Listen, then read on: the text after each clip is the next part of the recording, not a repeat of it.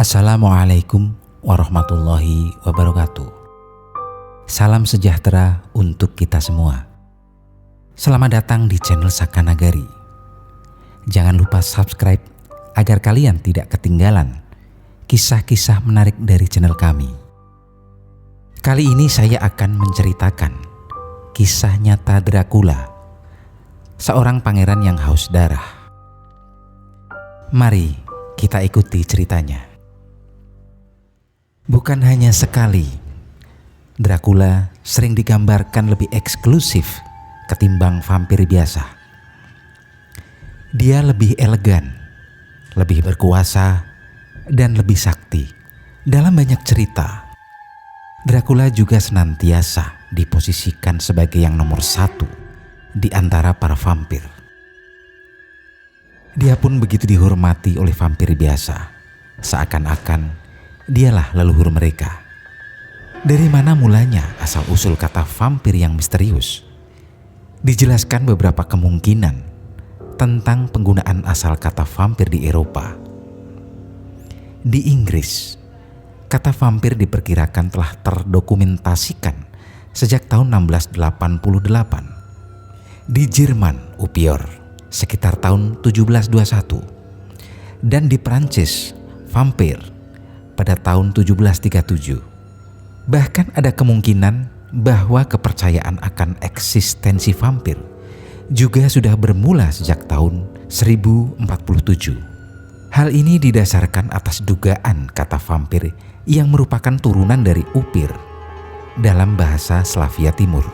Walaupun menurut Kamus Oxford dijelaskan bahwa asal-usul kata Dracula diambil dari nama Pangeran Wallachia abad ke-15, Vlad Tepes Dracula, tetapi karakternya sebagai vampir tidak dimulai sebelum akhir abad ke-19. Vlad Dracula memang terkenal keji dan bengis, namun dia hanyalah manusia biasa sebelum dihidupkan kembali oleh Bram Stoker. Penulis Irlandia ini ialah pencipta sosok Count Dracula dalam novelnya yang terbit pada tahun 1897. Bukan seperti yang digambarkan di fiksi-fiksi. Sosok Vlad III yang haus darah ini adalah seorang pangeran abad pertengahan. Pada masa kejayaannya dikenal sebagai Dracula karena haus akan darah. Seperti nama panggilannya yang lain, Vlad the Impaler. Dia menunjukkan kecenderungannya untuk menghukum musuh-musuhnya secara brutal. Namun sejarawan modern kebanyakan mengetahui kisah Vlad berdasar teks abad ke-15, baik selama dan setelah masa pemerintahan Vlad. Keakuratan historis dari teks-teks ini tidak dapat dikonfirmasi karena banyak ditulis oleh musuh Vlad. Apakah Vlad III itu adalah monster atau penguasa abad pertengahan seperti yang lainnya? Pada 1442, Vlad III dan adik laki-lakinya, Radu, diserahkan kepada Sultan Murad II yang saat itu menjadi penguasa Kekaisaran Ottoman. Selama penahanan mereka, Vlad dan saudaranya diajari ilmu, filsafat, dan seni. Mereka juga dididik dalam seni perang, menerima pelajaran menunggang kuda dan ilmu pedang. Terlepas dari apa yang dia pelajari dari para penculiknya, Vlad tidak senang menjadi tahanan. Sebaliknya, adik laki-lakinya menyesuaikan diri dengan baik menjadi tawanan, menjalin persahabatan dengan putra Sultan Mehmed II, dan akhirnya memeluk Islam. Permusuhan ini mungkin menjadi motivasinya untuk berpihak pada Hungaria melawan Ottoman ketika ia akhirnya menjadi penguasa Wallachia pada 1448. Kekejaman Vlad didokumentasikan dengan baik dalam teks-teks sejarah, tetapi yang sering diabaikan adalah bagaimana dia menggabungkan kekejaman ini dengan kelicikan untuk meneror musuh-musuhnya. Misalnya, metode eksekusi pilihannya bukan hanya cara sadis untuk menyingkirkan lawan-lawannya, tapi juga untuk menakuti mereka.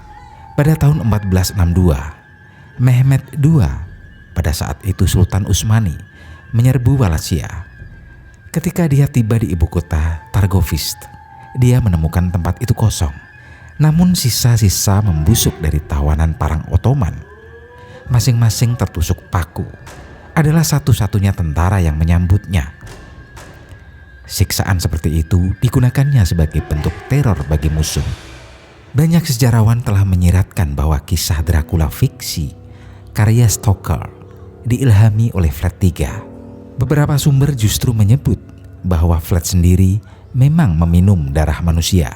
Dalam buku mereka tentang kesamaan antara Stokers, Dracula, dan Vlad III, In Search of Dracula, Mariner 1994, Florescu and McNally mengutip puisi Jerman abad ke-15 yang menggambarkan Vlad sebagai peminum darah. Puisi itu menunjukkan bahwa Vlad suka makan di antara para korbannya yang tertusuk dan mencelupkan rotinya ke dalam darah mereka. Tetapi interpretasi puisi ini secara tragis cacat. Semoga kisah tadi dapat menambah wawasan Anda. Silahkan tulis saran Anda di kolom komentar. Sekian dari kami. Wassalamualaikum warahmatullahi wabarakatuh.